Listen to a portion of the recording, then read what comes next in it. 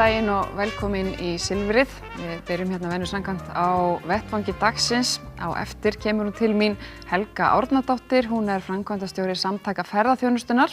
Lætur á störfum eftir nokkrar vikur. Búin að vera þar á miklum umrótatímum í stöðu þessara greinar og við ætlum að fara aðeins yfir svona hvernig þetta hefur verið hjá henni og framhaldið hjá ferðaþjónustunni. Hann kemur síðan til mín í lok þáttar Ólafur Margeirsson, hann doktor í hagfræði og við ætlum að fara aðeins yfir eðli peninga og svona sýn okkar og skilning á því og af hverju það skiptir máli í almennri hagstjórn.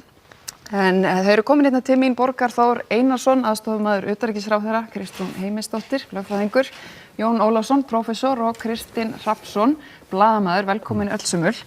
Við ætlum að byrja á augljóslega málanna. Það eru atburðirnir í Sýrlandi í fyrri nótt. Bandaríkjamenn, Bretar, Frakkar gera loftárásir á vopnabúr stjórnarhersins í Sýrlandi og þetta náttúrulega til þess að svara fyrir árás Sýrlandshers á óbreytta borgara í dóma og víðar með efnavopnum og þetta svona einhvern veginn eins og Egill kollegi minn orðaði á blogginu sínu, einhvern veginn bara algjör flækja og maður hræddur að það geti í rauninni allt farið í bál og brand þarna bara. Kristín, ég veit að þú fylgst með ástandinu þarna lengi.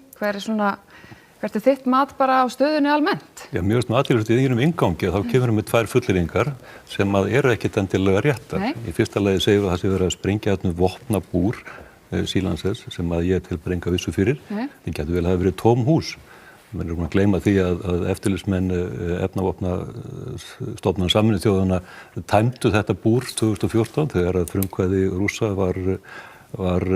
voru Assad-stjórnin þvinguð til að gangast undir það til þess að afstýra innrás eða árás og þess vegna fullyrði það sem verið að svara efnavopna árás sem á ábyrgð Assad-stjórnunar. Það heldur ekki neina sannanir fyrir því og auðvitað þetta vitfirring að fara að varpa þarna sprengjum inn í landið þegar að staðreyndirnar liggja ekki fyrir. Það voru nokkra klukkutímar áður en að eftirlitsmenn efnavopnastofnunar Sameinuðu þjóðanna voru að hefja störf til þess að afla gagna og sannana fyrir því hvað gerðist raunverulega í Dúma.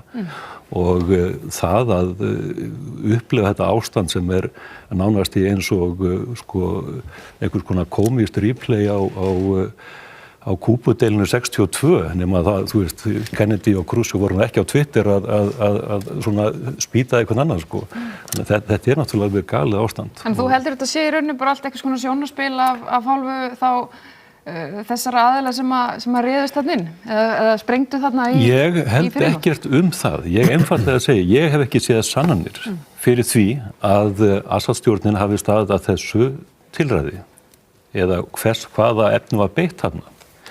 Það bara stórar efasemdir sem að spretta fram þegar að maður skoðar þetta og forsögun og aðdragandinn að þessu sem að eru bara fullkomlega kveikja eðlilegum gagnrýnum athugasemdum. Við eigum ekki að taka það bara á eins og maður segir face value þegar að leiðtogar segja við höfum órækar sannanir fyrir því eins og Trump og Macron gera. Við eigum að heimta sjá þessar sannanir.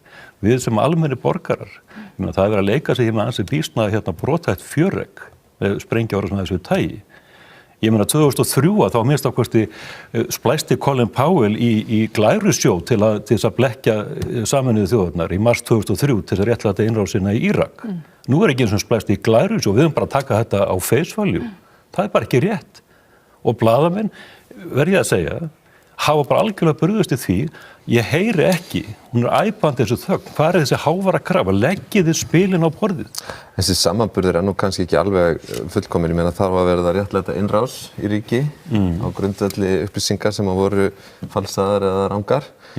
Núna þetta bara taktísk árás og spurningin kannski hefur hún eitthvað gildi til frambúðar. Ég held að það sé kannski stóra vandamálið í þessu, hvort sem að hérna hefur nú raunverulega verið ástæða til refsiárásar eða ekki, þá hefur hún einhverja taktíska merkingu og það langt líklegast að hún skipti í rauninni afskaplega litlu máli. Hún endurspeglar bara ástand sem að í algjörum hnút, þar að segja að Rússar eru búin að koma sér fyrir og passa upp á að Assad-stjórnin falli ekki. Það ekkert annað afl í landinu sem að getur tekið yfir.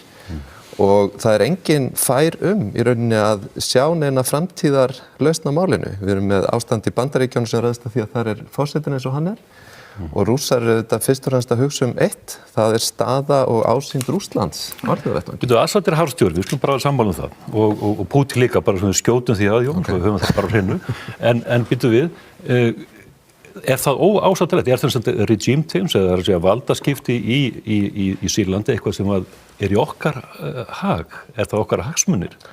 Gleymdu ekki að Rússland komin ekki inn fyrir 2015, þá líklegast afstýrið því að Sýrland heitir Sýrland í dag en ekki Íslamska ríkið. En sko, er valdaskipti í landinu, er það okkar hagsmunir og er það okkar skylda einhvern veginn að stuðla að því? Ég held að stóru utanríkispólitísku mistökin hafi einmitt verið gerð 2011-2012 og þau voru að Bandaríkjastjórn skyldi fara að styðja vopnaða árás gagnvart Assad-stjórninni. Á reikningu Obama? Já, bara almennt. Já, ég meina það Obama. Ég held að þá hefði verið miklu skynsamlegra að fara inn í þetta á annan hátt. Það að hafa gert með þessum hætti þá með miklum yfirlýsingum, það þetta setur kúrsinn, þannig að það má vissulega segja að það sé Bandaríkjunum að stóru leyti að kenna hvernig komið núna. Ég alveg sammála því. Ef við færum okkur, lefum þeim hérna á einum kantinum að tjá sig, Kristrún, við byrjum á þér. Þú náttúrulega hefur verið mikið í Bandaríkjunum, hefur verið þar við nám. Hvernig upplifir þú þetta? Þetta eins og Jón talar forsetinn í Bandaríkjunum eins og hann maður sér hérna þessi tíst koma þar sem hann byrjar á að vera með gífurlegar yfirlýsingar, dreifa svo í land og svo einhvern veginn kemur þessi árás í fyrrinótt. Hvernig upplifir þú ástandið? Ertu hrædd að sé alltaf fara í bál og brand þetta? Ég held nú kannski ekki að þessi árás sé svona einhver úrslita stund í því að kveikja í púðutunnunni þannig að það hafi stórkostlegar hræðilegar afleiðingar. Hins vegar þetta stríð auðvitað hörmulegt og ólýsanlega hörmulegt og hefur staðið núna nú komið yfir á 8. ár og auðvitað byrjar þetta allt saman í þessum atburðum sem urðu í Miðausturlöndum og Norður-Afríku sem var kallað arabíska vorið og allir urðu svo óskaplega uppnumdir á tíma það að þetta nú væri eitthvað alveg nýtt tímabil hafið og lýðræði væri að taka sér bólfestu í löndum þar sem það hefði ekki verið áður með nýjum stórkostlegum hætti. Svo hefur þetta einhvern veginn allt breyst í martröð og meðal annars það í þessu andrúmslofti sem þetta borgarastríð hefst í Sýrlandi. Assad harðstjóri, hann harðstjóri af verstu sort og ég hef svo ég bara lýsi afstöðu minni til þessara spurningar það hvort það sé sannleikur eða ekki, það sé hafi verið beitt þarna efnavopnum eða eitri, að þá hef ég einfaldlega tilhneigingu til þess að trúa hjálparstarfsmönnum sem á vettvangi og því sem að þeir lýsa. Og vegna þess að þetta hefur gerst áður, að þá finnst mér engin ástæða til þess að efast það að hann reiðubúinn til að beita þessu og hefur sannilega gert það. Hitt annað mála að auðvitað enn betra ef hægt að bíða eftir því að það komi inn stofnun Sameinuðu þjóðanna og rannsaki og það sé hægt að byggja þessa hluti eins og kostur á óvéfengjanlegum staðreyndum af því að ég man vel eftir þessu þegar Colin Powell kom í allsherjarþing Sameinuðu þjóðanna og það var auðvitað lágkúruleg stund í sögu Bandaríkjanna eins og allur málatilbúnaður þess þegar farið var í innrásin í Írak. En þetta annað mál og flóknara en að vissan hátt samt sem áður þá það þannig að Donald Trump að spila inn í ekki síst innanlandspólitík í Bandaríkjunum. Já. Þetta byggir grunninn alltaf þessari hugmyndum Bandaríkjun sem löggu og þar með á vissan hátt vesturveldin sem einhvers konar löggu í þjóðarétti og alþjóðarétti sem oft kallaður lex imperfecta eða ófullkomin lög vegna þess að það ekkert framkvæmdavald í þjóðaréttinum. Það enginn sem getur farið og verið löggan. Og þetta, Vesturlönd fylltust sjálfstraust til þess að verða þessi lögga eftir lok kalda stríðsins og gerði það fyrst í fyrra Íraksstríðinu, muniði. Þá trúðu menn margir að þarna væri komin einhver nýtt heimskipulag, einhvern svona nýtt heimskerfi alþjóðastjórnmálanna sem síðan á sér bara ansi sorglega sögu, sérstaklega hvað var það Miðausturlönd og þegar Donald Trump síðan maðurinn sem að stýrir þessu. Það náttúrulega ég svaraði spurningunni þín þannig að ég held að þetta sé ekki núna einhvers konar ragnaraka atburður og auðvitað sem betur fyrir ekki, nema fyrir þá fólki sem býr í þessu landi og býr við þær hörmungar sem Sýrlendingar búa við venjulegt fólk. En vissulega hefur maður miklar áhyggjur af því að það skuli vera maður sem svona vanstiltur, sem hefur þetta leiðandi hlutverk, og við sjáum að vissan hátt núna í þessu máli að það er voðalega erfitt fyrir aðra að bregðast við því. Ég held að Íslendingar séu á réttum stað í þessu máli. Ég lít svo á að þeir séu liðið með Svíum. Svíar eru núna fyrir hönd Norðurlandana í öryggisráði Sameinuðu þjóðanna. Þeir hafa lögðu fram fyrir 2 dögum held ég, samkvæmt fréttum, nýja tillögu það hvernig þetta taka á þessu efnavopna, reyna að uppræta efnavopnin í Sýrlandi.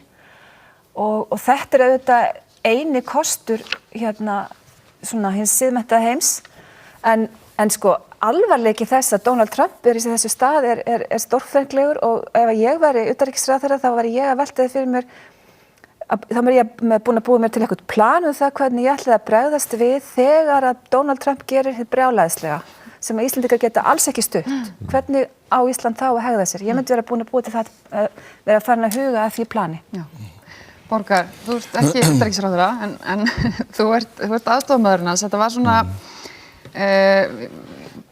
við tölum við aðalega ríkisstjórnarinnar í gær, forsætisráðherra og ráðherrann þinn, Guðlaug Þór, utanríkisráðherra.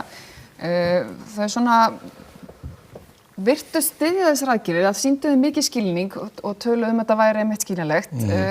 En svona voru kannski hvorugt tilbúin að staðfesta það að þetta væri, þessar aðgerðir studdar sérstaklega af ríkisstjórninni. Síðan segir NATO að öll NATO-ríkin styðji aðgerðirnar og nota svona kannski miklu leyti sömu röksemdafærslu og einmitt íslensk stjórnvöld. Geturðu skýrt aðeins nánar og betur nákvæmlega hvernig ríkisstjórnin lítur þessar aðgerðir? Já, kannski fyrst að ég tek undir með Kristrúnu. Þetta margt mjög rétt lýsing, en ríkisstjórnin nálgast þetta með mjög sambærilegum hætti og sambærilegar árásir fyrir, ég held að sé nánast rétt ár síðan, að Bandaríkjamenn gerðu eldflugárás á flugvöll í Sýrlandi sem viðbragð við efnavopna árás af hálfu Sýrlandsstjórnar, og viðbrögin núna eru nánast þau sömu af hálfu íslenskra stjórnvalda. Við hins vegar lögðum áherslu á það á fundinum í NATO, okkar fastafulltrúi, að pólitískra lausna væri leita fyrst, og þær deilan í Sýrlandi, átökin í Sýrlandi, þau yrðu aldrei leyst með vopnavaldi. Hins vegar höfum við verið á svipum stað og Svíar, með, eins og Kristrúnar benda á, með að það ekki hægt að sitja aðgerðalös sjá, og það ekki hægt að bíða. Við höfum dæmi úr nýlegri sögu. Við höfum Srebrenica, við höfum Rwanda, við höfum fullt af atvikum í heimsögunni eftir að þessi nýskipan sem Kristrúnar benda á komu upp, þar sem að ríki hafa setið og beðið, mál hafa verið rædd í öryggisráðinu vikum, misserum, mánuðum, árum saman, á þess að nokkuð hafi verið gripið til aðgerða. Og það athyglisvert hjá Svíunum að þeir segja að það hefur fyrst og fremst verið Rússar sem að stöðvuðu það að það var að halda áfram með þetta mál. Og þegar við tökum okkar ákvörðun, þá erum við að horfa á hvað aðrar þjóðir eru að segja, og það er ekki heil brú í þeirri röksemdafærslu að Evrópusambandið, Svíar og fleiri séu að fylgja Bandaríkjamönnum í einhverju blindni. Þetta eru þjóðir sem hafa upplýsingar stöðumála, þær hafa reynt lausnir í langan tíma, og íslensk stjórnvöld fylgja þessu ríkjum að málum. Talaði einhver fulltrúi frá ríkisstjórninni, einhver fulltrúi frá ráðuneytinu, var einhver í sambandi við einhvern frá NATO það sem var beðið eða hafnað að styðja þetta formulega í gær? Nei, hvernig virkar svona samkomulega stuðningur innan NATO? NATO er ekki aðili að þessum aðgerðum. Það annars síður Ísland. Og það sem gerist á fundinum í gær er að fulltrúar þessara 3 ríkja sem að þessum aðgerðum standa, þeir koma og kynna þessar aðgerðir fyrir sínum bandalagsþjóðum. Þetta eru 29 þjóðir. Á þessum fundi að þá gerir Ísland sérstaklega grein fyrir sinni afstöðu, og okkar fastafulltrúi Anna Jónsdóttir gerði það, og þetta var fullt samráð innan ríkisstjórnarinnar, það sé þá afstöðu. Og áður en að fundinum kemur þetta ríkin búin að fara við draugina yfirlýsingunni sín á milli. Og það auðvitað þannig að sum ríki vildu ganga lengra miklu lengra. Sumringi vildu ganga skemur og endanum þá næst þarna málamiðlun. Og það rauður þráður í þessari yfirlýsingu NATO að það algjör samstæðan það meðal ríkja heims að notkun efnavopna verði aldrei liðin undir neinum kringumstæðum. Við erum búin að vera aðili að samkomulaginu gegn útbreiðslu efnavopna í yfir 20 ár. Við höfum alltaf talað gegn útbreiðslu efnavopna. Og okkar afstaða í þessu máli ræðist fyrst og fremst af því að við teljum þessar aðgerðir skiljanlegar, við mótmælum þeim ekki og við fylgjum þeirri samstöðu sem meðal allra vestrænna ríkja í málum. Þegar Stoltenberg segir að Ísland og alla NATO-þjóðirnar hafi stutt þessa árás, var hann þá að segja satt? Var hann að segja satt? Já. Við samþykjum yfirlýsinguna. Okay. Þannig að Ísland stutti þessa árás? Við stöndum að yfirlýsingunni með þeim skýringu sem við gefum á fundirum. Já, þegar Stoltenberg segir öll NATO-ríkin stuttu þessa árás, NATO-ríkin hafa aldrei, NATO hefur aldrei sent frá sér nokkuð skapaðan hlut á þess að allir væru með. Aldrei. Þetta eru 29 ríki. En framkvæmdastjóri NATO, hann gefur þessi yfirlýsingu og hún stendur þá. Ég held að sé búin að svara þessu. Kristinn, langar að spyrja þig, þú skrifaðir náttúrulega greinum þetta á Kvennablaðið bara í gær og talar svona kannski vandræðin í ríkisstjórninni og svona ávarpar í rauninni Katrínu Jakobsdóttur forsætisráðherra sérstaklega og það kannski augljóst. Ég meina að Vinstri græn hafa gert sig út fyrir að vera mikla friðarsinna og finnst þér þetta að vera vandræðamál fyrir forsætisráðherrann og hennar flokk í ríkisstjórninni eða er þetta bara ekkert mál þegar þú ert komin í ríkisstjórn að bakka frá slíkum stefnu málum? Þú að spyrja Katrínu þessu. Mér finnst þetta augljóslega vandræðamál og auðvitað er þetta vandræðamál. Þarna ríkisstjórn Katrínar Jakobsdóttur eins og staðfest núna að styðja þarna loftárásir á ríki og dansa í takt við tístinn frá Donald Trump. Flóknar það ekki og það er ekki, þú veist, það er býsna vandræðalegt svo ekki sé sterkara orðið kveðið. Tekur undir það? Jón, þetta sé vandræðalegt, er þetta ekki svona kannski bara einhverju svona auðvitað utanríkismála pólitík? Ég meina, við erum með mjög óvenjulega ríkisstjórn þar sem að eru hægri og vinstri að vinna saman og ég get alveg ímyndað með það að fyrir Vinstri græna þá væri einhver önnur afstaða kannski þægilegri. En ég held til dæmis að ef að ríkisstjórnin hefði farið að lýsa yfir einhverjum stuðningi, þá hefði það verið afskaplega vandræðalegt fyrir sum og það kannski endurspeglar bara þessa stöðu að þarna ekki hægt að fara að gefa einhverjar yfirlýsingar gegn samstöðu vestrænna ríkja, alveg eins og Borgar Þór að lýsa. En á hinn bóginn þá er ekki víst að sú samstæða sé endalega í fullu samræmi við einhverja tiltekna flokks afstöðu fyrr eða núna hjá þessum tiltekna flokki sem er ríkisstjórn. Samstæða vestrænna ríkja, nú Kristján bendi hérna á alveg valið hlut, eiga menn að dansa endalaust eftir vitleysunni.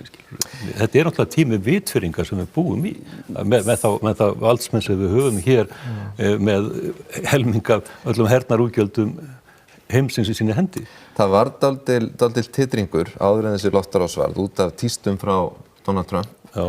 Út af því að þarna gæti hugsanlega verið skotið á Rússa sem hefði verið mjög óþægilegt. Hann hótaði á miðvikudaginn. Já, ég meina Donald Trump er Donald Trump. Og það sem er gert... Það er ekki síðasta sinn sem að tístinn hans valda titringi. Nei, það sem er gert að þarna gerð árás sem að eins og ég segi, hún taktísk, hún kannski voru þetta tóm hús, það virðist ekki að verið mannfall, það var ekki sett, ástandið varð ekki flóknara. Ég held að í versta falli sé þessi loftárás gagnslaus, ég held hún sé reyndar gagnslaus, en ég sé hann ekki sem einhver dramatískan heimsatburð sem við ættum að vera mjög mikið að draga stórar ályktanir af. Nei, ég má aðgrípa orðið þetta, að mér finnst það er lítið gert úr leiðtoga mannanna þjóða, eins og til þess Angelu Merkel. Hennar yfirlýsing mjög merkileg í gær. Hún ákveður þó að vera ekki með. Hún segir að aðgerðirnar í sinni yfirlýsingu hafi verið nauðsynlegar og viðeigandi. Og Angela Merkel er ekki einhverju léttavíkt í alþjóðastjórnmálum. Hún er alvöru leiðtogi og það er að halda því fram að hún sé að dansa einhvern dans með Donald Trump er algjör fjarstæða. Og það er kannski lykilatriði, alveg svo Jón er að benda á líka, að aðgerðirnar sem eru þetta einhliða aðgerðir þriggja ríkja og fara ekki gegnum öryggisráðið. Þær eru afskaplega takmarkar. Það er beinast að 3 byggingum í Sýrlandi. Það er skotið 105 flugskeytum eða sprengjum. Það hafa enga fregnir borist af mannfalli. í Sýrlandi á síðustu árum eru 400.000 manns fallnir í valinn. Það eru 7 milljónir á flótta. Og menn taka fari aðgerðir í þeim tilgangi að passa að efnavopnum sé ekki beitt með eins takmörkum hætti og verða má. Og þess vegna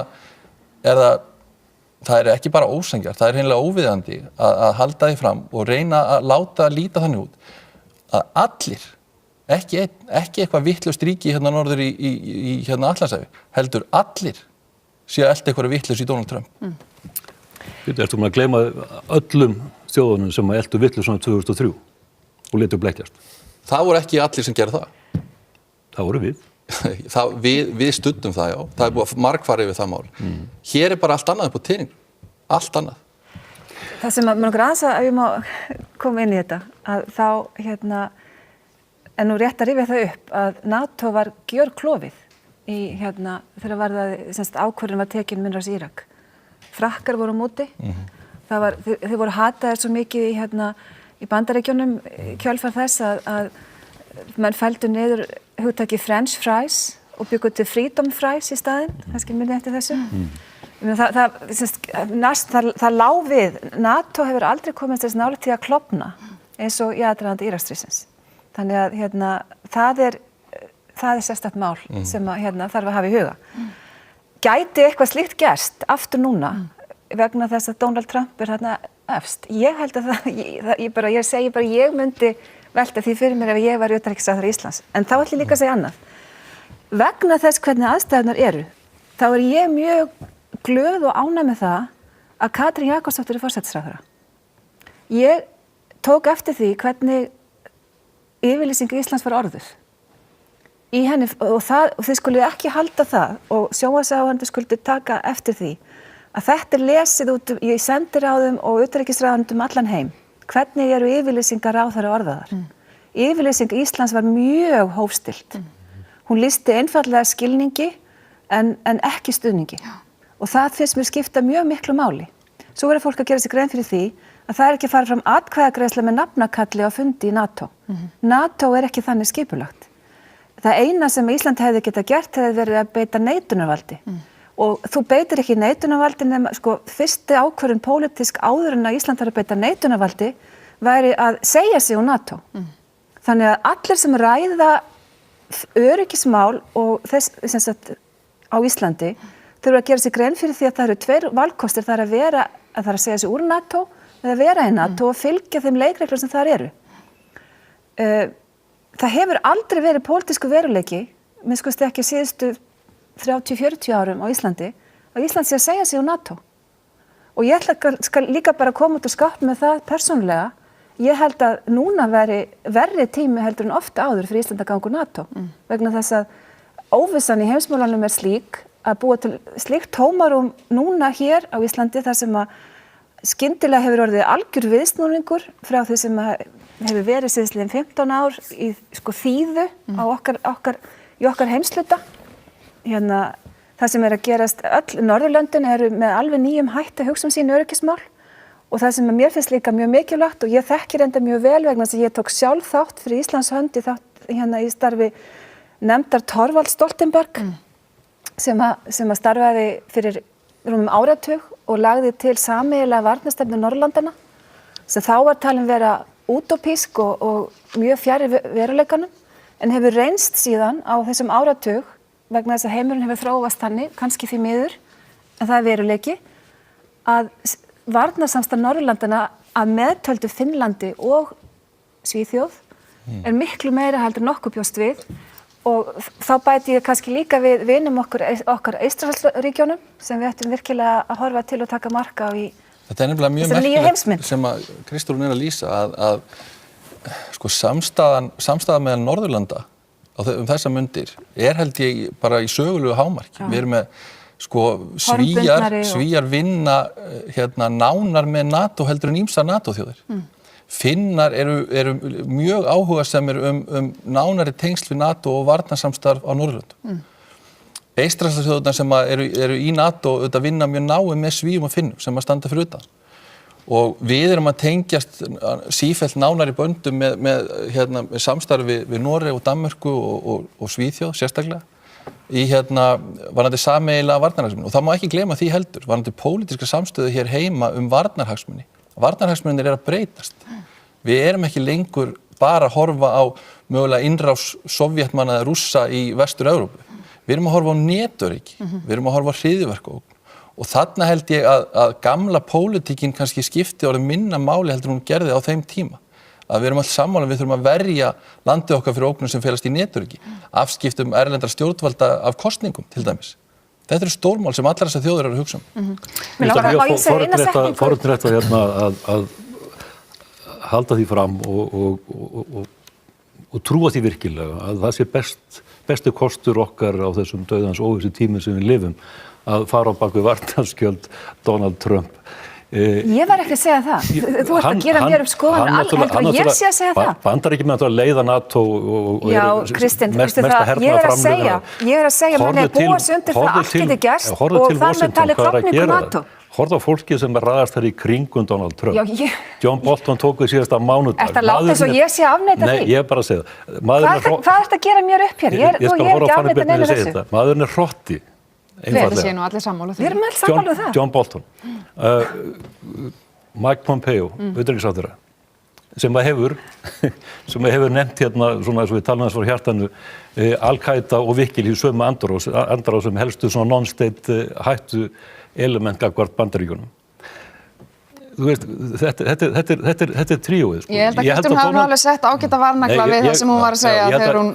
Ég var bara komin í skoðun hefur framfæri líka, en ég held að, sko, það liggur við að Cheney og Rumsfeld hafi verið svona snirtilegir kurteisir herramenn í samanburði við þessa óhemju hrotta. Gleymið ekki að John Bolton, hann fór flög til Haag, settist inn á skrifstofu yfirmanns OPC 12, þessi efnavopnarstofnunar Sameinuðu þjóðanna, og sagði samkvæmt þessum Brasilíumanni sem þar var í forsvari, þá sem aðstoð utanríkisráðherra Bandaríkjanna, sko, þú hefur 24 tíma til að segja af þér, annars verða afleiðingar. Og við vitum hvar börnin búa. Þú á 2 syni í New York. Þetta er búli. Örstutt, ég ætla síðan að ná að fara í Þetta er mjög áhugaverð ræða, en ef bara getur stíga aðeins aftur inn í bara raunveruleikann, að þá er það þannig að þetta snýst ekkit Donald Trump eða Bandaríkin, jafnvel ekki NATO. Þetta er samstaða vestræna ríkja. Ég veit ekki hvort einhvers las yfirlýsingu Evrópusambandsins í gær, sem að verður nú seint sakað það að vera taglnýtingur Donald Trumps í einu en einu. Þeir eru gengu jafnvel harðast fram. Það er að myndast mjög breið og sterk samstaða vestræna ríkja og Ísland er hluti af henni. Má ég segja eina setningu? Örstutt, já. Sko, ég held að samstaða vestræna ríkja og hugmyndin vestrið sem til dæmis lögreglu heimsins og svo framvegis sé bara brothættari nú heldur hún hefur kannski nokkuð tíma áður verið. Og þegar ég segi ég er mjög ánægð með það að Katrín Jakobsdóttir skuli þá vera á þessum tímapunkti með sinn bakgrunn og sína þessa hluti, forsætisráðherra Íslands, það verður vegna þess að ég held að við Íslendingar getum ekki gengið fram með sama hátt við höfum alltaf gert. Við getum ekki bara sett á sjálfstýringu. Og það er mín skoðun og ég skal standa við hana hvar sem er. Yfirlýsing íslenskra stjórnvalda og viðbrögð við þessu máli nú eru önnur heldur en það hefði verið og mjög ólík því sem hefði verið til dæmis ef að Framsóknarflokkurinn og Sjálfstæðisflokkurinn hefði verið einir í ríkisstjórn. Ég var að skjóta inn í vestrænna valdsmanna, ekki samstöðu almennings. 24 eða 5% Breta studdu þessa árás í fyrrakvöld. Einungis fjórðungur stóð á bak við Theresa May. Ég verð bara að leiða þetta eitt á Kristrúnu. Ég er alveg sammálinni að auðvitað ríkisstjórnin stendur saman að þessar ákvörðun og það leggja allir gott til. Viðbröðin núna við þessu eins og ég listi hér upp að eru engu að síður efnislega mjög sambærileg við viðbröð við árásinni í fyrra þegar önnur ríkisstjórn satt við völd. Og það er ekki bara vegna þess hver situr í ríkisstjórn, það er samráð við alþingi hlutina sem að ég held að sé meira núna heldur en mjög oft áður.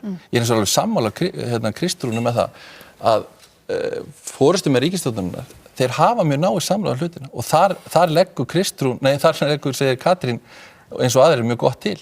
Já, sko, ég ætla bara að gera ágreining við þig. Ég er þeirra skoðunar að þetta hafi verið annars efnisinnihald yfirlýsingar ráðherranna og ráðherrann sérstaklega forsætisráðherrans beri skýrmerki afstöðu Katrínar. Þið fáður að vera... Ég get tekið undir það. Já. Ég ætla rétt í lokin að ná að fara þess yfir þessa nýju Greco skýrslu. Það er ríkjahópur gegn spillingu á vegum Evrópuráðsins sem að skilaði skýrslu, var búin að fara yfir sem sagt svona ástandið þegar kemur að æðstu handhöfum framkvæmdarvalds og löggæslu á Íslandi og kemur þar með nokkuð margar svona ábendingar til úrbóta.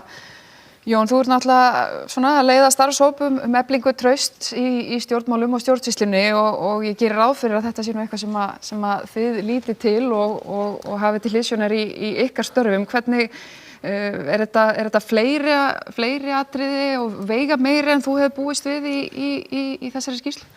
Nei, þessi skýrsla bara mjög í samræmi við það sem ég bjóst við. Ég átti nú fundi með nefndinni síðasta haust út af sem formaður félags sem heitir Gagnsæi sem að beitir sig gegn spillingu og svo hef ég verið í þessum starfshópi núna frá áramótum þannig að við höfum þessi vinna Gregos hefur verið mjög gagnleg og bara mikilvæg fyrir okkur og ég myndi segja í þessari skýrslu núna eiginlega hvert einasta atriði hjálplegt og ég held að það er eiginlega ekkert sem ég ósammála til dæmis í þessari skýrslu. Það sem áhugavert við hana það að það sko, kannski rétt að hafa í huga að þetta 5. matskýrslan frá Greco og þannig að á nokkur ára fresti þá tekin út ákveðin þáttur í stjórnsýslu aðildarríkjanna og skoðað út frá spillingavörnum sérstaklega og í þessu tilfelli þá það æðstu aðilar framkvæmdarvald sem verið að skoða og lögreglan sérstaklega og það eru gefnar ákveðnar ábendingar sem að ætlast til að stjórnvöld bregðist við og það ennþá til dæmis þannig að það eru nokkrar ábendingar frá fyrri úttekt, 4. úttektinni sem að hefur ekki verið brugðist við þannig að tónninn núna dálítið harðari og það er mjög mikil gagnrýni á íslensk stjórnvöld í þessari skýrslu fyrir að hafa bara ekki beitt sér nóg og ekki sinnt því nægilega vel að bara taka upp svona heildræna stefnu í spillingavörnum almennt og það má kannski segja sko að staðan því miður þannig núna ef einhver kemur og spyr stjórnvöld eða spyr lögregluna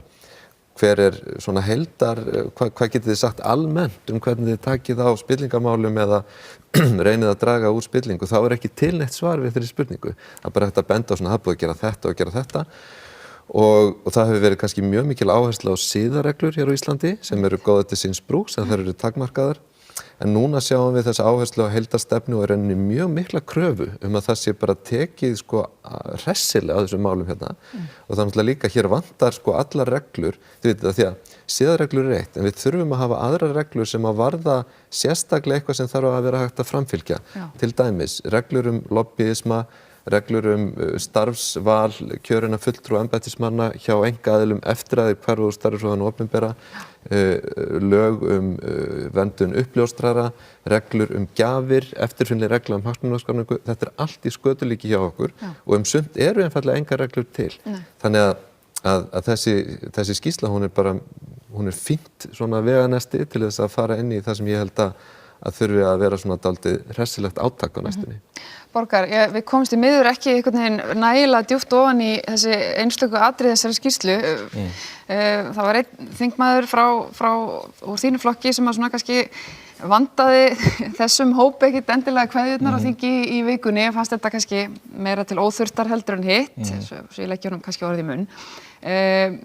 Sérðu fyrir þér að þið munu fara yfir þetta í ríkisstjórninni og Já, þetta mál auðvitað á forræði dómsmálaráðherra, það að segja samskipti við nefndina og ég vænti þess að það verið tekið upp þar. Ég sammála ágætum vinum mínu Brynjar Níelssyni mjög margt og ég held að á sama hátt og stjórnvöld þurfa alltaf að sæta gagnrýni og aðhaldi í sínum störfum að þá sé full ástæða til að á hverjum tíma hvaða nefnd, eftirlitsnefnd sem á í hlut að hún sæti ákveðnu aðhaldi líka hvort að það hefði verið eðlilegt eða viðeigandi af Brynjari, það bara eftir að koma í ljós. Kristrún, viltu segja eitthvað þetta svona rétt í lokin? Já, ég held þetta sé að mörguleyti góðar ábendingar. Mér finnst ábendingar að til dæmis að það sé skoðað að fólk sem að starfi innan í innsta hring í stjórnarráðinu geti ekki farið í hvaða störf sem í einhvern vissan tíma á eftir, sem vera mjög skynsamlegar. Og ég tek undir það sem að Jón Ólafsson segir líka að það verður að samræma sko siðareglur og lög til dæmis.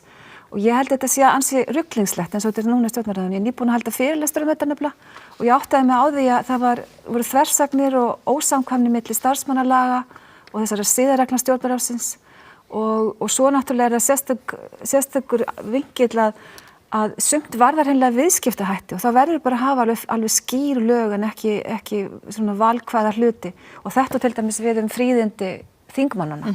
Það verður bara að vera miklu stífari reglur þar svo þessi ekki eitthvað sjálfdæmi eða mat skrifstofu Alþingis þau veitir hvernig menn aka eða eitthvað annað. Þegar loka orðið? Já, endilega.